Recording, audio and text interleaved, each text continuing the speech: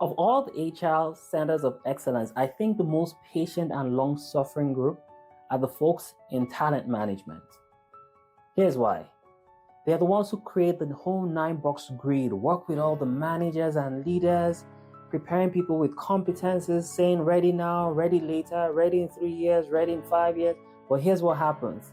The second it's time to promote someone, it seems like all that exercise disappears. They find someone completely new, a lot of times from even outside of the organization. But here's the reason why that happens. It's because a lot of talent functions and managers have failed to distinguish between preparation and readiness.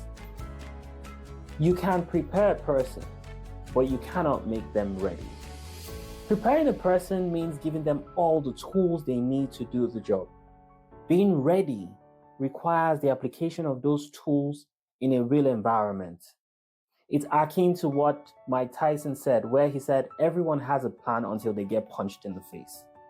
As long as there is someone over you, you always have a fallback plan as a successor until you hit that role by yourself and it becomes that lonely space where all the decisions are yours. That is when you can prove if you're ready or you're not. Now, a valid question would be, so what do we do about that? How do we get people ready, since the only way to be ready is if they're on the position, on the role? Here's what you can do. First, ensure that the leaders put them on projects where they would sink or swim. And then gradate that process. That means the leader needs to then ensure that they're going on vacation or just out of the system completely and allowing that person operate. That is the best bet in finding out if a person is ready.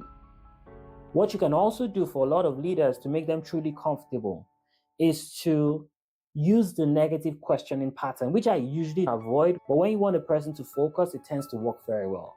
So here's the question you would ask the leader. Why would you say no to this person's promotion in 2 years' time or in a year's time? That forces them to really narrow down what the problem is and to solve for it. Now, as a progressive talent person who is not reactive to the situation, you can also do something else. You can find out the patterns of the organization. I'll give you 2 examples. There's a certain French oil company that allows people to progress up the chain, but it's nowhere written in their talent process that you must speak French and you must have worked out of France for you to become a leader in a significant position. But that is the pattern of the organization.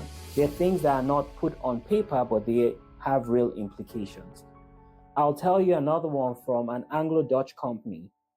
With that company, if you've not worked in a field location and you've not worked in a major location, say somewhere in the Middle East or in Africa, odds are very high that you will not make it to the apex of the organization. That's not written on a piece of paper, but it's a reality on ground.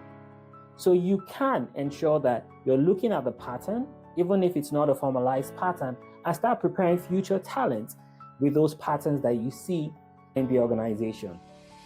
You may also want to consider future patterns that we see in business. So for instance, with the advent of AI in mainstream business, it might be a competence that is truly important in deciding if a person progresses in the organization. So in the future, my dear talent friends, how do you ensure that you're less frustrated? With your 9-box grid where the leaders go outside and bring someone else, here's what you do. Ensure that it's very clear what success looks like by telling them, what does that look like? Why would you say no?